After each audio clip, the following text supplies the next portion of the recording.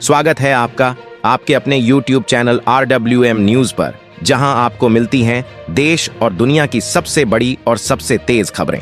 आज की top breaking news, Bharat Mauritius के बीच 8 अहम समझौते, समुद्री सुरक्षा और लोकल करेंसी ट्रेड को बढ़ावा देने पर सहमति। वेव्स 2025 से पहले ग्लोबल कम्युनिटी से संवाद, विदेश मंत्री जयशंकर और अश्विनी वैष्णव करेंगे बातचीत। महाराष्ट्र बना मेजबान, पाकिस्तान में आतंकियों का ट्रेन पर कब्जा, बलूच लिबरेशन आर्मी ने जाफर एक्सप्रेस को बनाया निशाना। अब तक 190 यात्रियों की बचाई गई जान। इन सभी खबरों की सटीक जानकारी आपको मिलेगी आज के जबरदस्त न्यूज बुलेटिन में, तो चैनल को सब्सक्राइब कर लीजिए और देखते रहिए RWM न्यूज, जहां हर खबर मिलती है सबसे पहले और सबसे सटीक। चलिए बिना देरी किए जानते हैं आज की पहली बड़ी खबर। भारत और मॉरिशस के बीच 8 अहम समझौते हुए। इनमें दोनों देशों के रिश्ते को और मजबूत करने, समुद्री सुरक्षा में सहयोग बढ़ाने और लोकल करेंसी में ट्रेड को बढ़ावा देने जैसे मुद्दे शामिल हैं। ये फैसले प्रधानमंत्री मोदी और मॉरिशस के प्रधानमंत्री नवीन चंद्र रामगुलाम के बीच हुई बातचीत के दौरान लिए गए, जो आज मॉरिशस में हुई।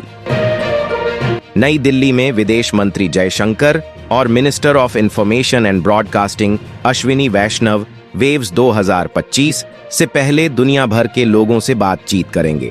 इस इवेंट में सूचना एवं प्रसारण राज्य मंत्री L. मुरुगन और महाराष्ट्र के मुख्यमंत्री देवेंद्र फडणवीस भी शामिल होंगे, क्योंकि महाराष्ट्र इस बार मेजबान राज्य है। यानी इस इवेंट के जरिए भारत इंटरनेशनल कम्युनिटी के साथ एंटरटेनमेंट इंडस्ट्री को लेकर बातचीत करेगा। भारतीय रिजर्व बैंक कुछ सरकारी और प्राइवेट बैंकों के डेरिवेटिव निवेश की जांच कर रहा है। ये कदम तब उठाया गया जब इंडसइंड बैंक ने अपनी डेरिवेटिव डीलिंग्स में कुछ गड़बड़ियों का खुलासा किया। सूत्रों के मुताबिक RBI ने बैंकों से उनकी विदेशी उधारी, जमा राशि और फॉरेन करेंसी की हेजिंग से जुड़ी डिटेल्स मांगी हैं, ताकि स्थिति को बेहतर तरीके से समझा जा सके। यूरोपीय संघ ने साफ कर दिया कि वो 1 अप्रैल से अमेरिकी सामानों पर अपने खुद के टैक्स लगाएगा। दरअसल अमेरिका ने यूरोपीय स्टील और एल्यूमिनियम पर 25% तक का टैक्स लगा दिया है, तो अब यूरोपीय संघ भी जवाबी कार्रवाई कर रहा है। संघ की अध्यक्ष उर्सुला वॉन डेर लेयन ने कहा कि जब अमेरिका $28 अरब का टैक्स लगा रहा है, तो हम भी अपने कारोबार, कामगारों और उपभोक्ताओं को बचाने के लिए उतने ही $28 अरब का टैक्स लगाएंगे। शेयर बाजार में थोड़ी गिरावट देखने को मिली। बॉम्बे स्टॉक एक्सचेंज का सेंसेक्स 92 पॉइंट लुढ़ककर 74,030 पर बंद हुआ। वहीं नेशनल स्टॉक एक्सचेंज का निफ्टी भी 27 पॉइंट गिरकर 22,471 पर आ गया। दूसरी तरफ रुपये की हालत थोड़ी सुधरी। आज डॉलर के मुकाबले रुपया 2 पैसे मजबूत होकर 87 पैसे पर बंद हुआ, यानी रुपये की थोड़ी मजबूती देखने को मिली।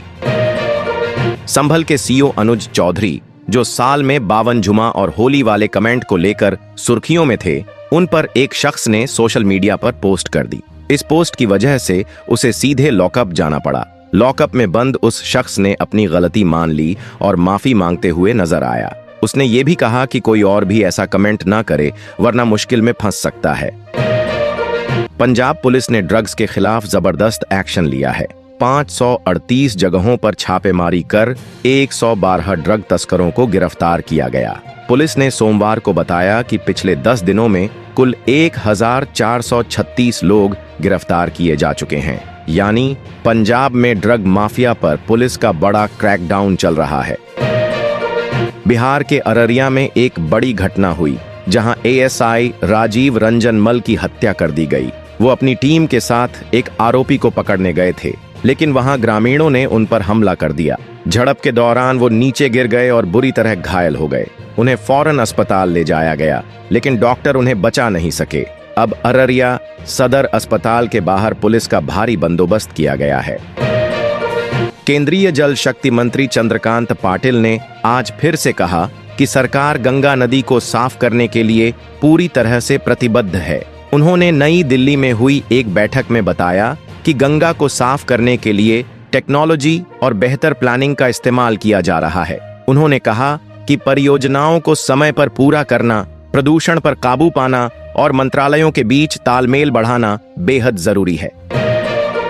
लोकसभा में तेल क्षेत्र विनियमन और विकास संशोधन विधेयक 2024 पर चर्चा हुई और इसे पास करने के लिए पेश किया गया। इस बिल का मकसद 1948 के पुराने कानून में बदलाव करना है।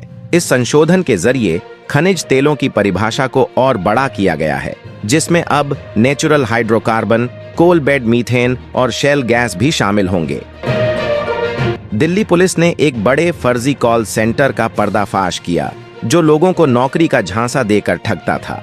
पुलिस ने इस मामले में 18 लोगों को गिरफ्तार किया है। 30 जनवरी को ऑनलाइन शिकायत मिली थी, जिसके बाद इस गिरोह की जांच शुरू हुई। छापेमारी में 8 मोबाइल, कंप्यूटर और कई संदिग्ध चीजें बरामद की गई हैं। कई बैठकों के बाद आखिरकार दिल्ली में आयुष्मान भारत योजना को मंजूरी मिल गई। 18 मार्च को केंद्र और दिल्ली सरकार के बीच इस पर समझौता होगा। इसके साथ ही दिल्ली देश का 35वां राज्य बन जाएगा जहां ये योजना लागू होगी। अब सिर्फ पश्चिम बंगाल ही ऐसा राज्य है जहां ये योजना लागू नहीं हुई है।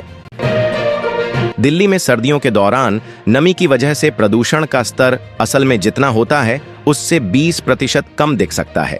इसकी वजह यह है कि हवा में मौजूद छोटे छोटे प्रदूषण कण PM नमी सोख लेते हैं, जिससे मापने वाले उपकरण सही रीडिंग नहीं दे पाते। इस प्रोसेस को हाइग्रोस्कोपिक ग्रोथ कहते हैं। इस बार खुदरा महंगाई में जो गिरावट आई है उसमें महाकुंभ का भी बड़ा रोल है। SBI की रिपोर्ट के मुताबिक महाकुंभ के दौरान लोगों ने मांसाहारी खाना कम खाया, जिससे लहसुन और प्याज की खपत घट गई। क्योंकि सब्जियों में इनका बड़ा योगदान होता है, इसलिए इनकी डिमांड कम होते ही सब्जियों की कीमतें भी नीचे आ गईं। भारतीय मूल की अंतरिक्ष यात्री सुनीता विलियम्स और उनके साथी बैरी विल्मोर की घर वापसी में फिर देरी हो गई है। नासा और स्पेसएक्स ने तकनीकी खामी के चलते मिशन टाल दिया है। दरअसल कैनेडी स्पेस सेंटर से लॉन्च होने वाले क्रू 10 मिशन में इस्तेमाल हो रहे फाल्कन 9 रॉकेट के ग्राउंड सपोर्ट क्लैंप आर्म में हाइड्रोलिक सिस्टम की दिक्कत आ गई, जिसकी वजह से लॉन्चिंग रोकनी पड़ी। राजपुर रोड पर एक तेज रफ्तार लग्जरी कार ने सड़क किनारे पैदल चल रहे 4 मजदूरों को कुचल दिया, जिससे उनकी मौके पर ही मौत हो गई। हादसे के बाद कार चालक रुका नहीं, बल्कि आगे जाकर एक स्कूटर से टकरा गया। स्कूटर पर बैठे 2 युवक भी इस टक्कर में घायल हो गए। पुलिस मामले की जांच कर रही है। प्रदेश के 10 नगर निगमों में से 9 में बीजेपी ने जीत दर्ज की, जिससे ये साफ हो गया कि शहरी मतदाता अब भी बीजेपी को ज्यादा पसंद कर रहे हैं। रोहतक और सोनीपत, जो कांग्रेस के गढ़ माने जाते हैं, वहां भी हुड्डा गुट मेयर पद नहीं जीत सका। आईफोन बनाने वाली कंपनी एप्पल ने भारत में अपने कॉम्पिटिटर्स और कुछ स्टार्टअप्स को अपनी बिजनेस से जुड़ी अहम जानकारी एक्सेस करने से रोक दिया है। पिछले साल भारतीय प्रतिस्पर्धा आयोग CCI की जांच में सामने आया था कि एप्पल ने अपने iOS ऑपरेटिंग सिस्टम पर ऐप स्टोर की पावर का गलत फायदा उठाकर ऐप डेवलपर्स, यूजर्स और पेमेंट प्रोसेसर्स को नुकसान पहुंचाया था। रेल मंत्री अश्विनी वैष्णव का ये बयान तब आया जब मुकेश अंबानी की जियो प्लेटफॉर्म्स और सुनील मित्तल की भारतीय एयरटेल ने कुछ नए समझौते किए। ये समझौते एलन मस्क की कंपनी स्पेसएक्स के साथ हुए हैं, ताकि भारत में स्टारलिंक की ब्रॉडबैंड इंटरनेट सर्विस लॉन्च की जा सके। मेटा ने ताइवान की सेमीकंडक्टर कंपनी TSMC के साथ मिलकर अपने नए AI चिपसेट बनाए हैं। कंपनी ने हाल ही में चिप डिजाइन का आखिरी स्टेप पूरा कर लिया है और अब इन चिप्स को छोटे स्तर पर इस्तेमाल करना शुरू कर दिया है।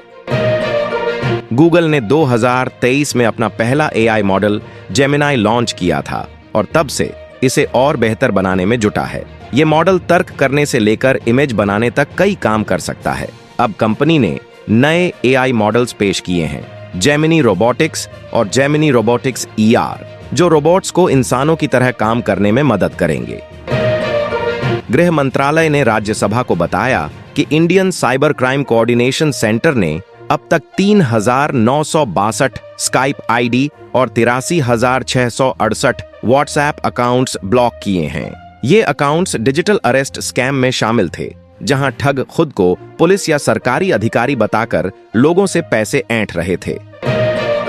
राबड़ी देवी ने दावा किया कि नीतीश कुमार विधानसभा आने से पहले भांग पीते हैं।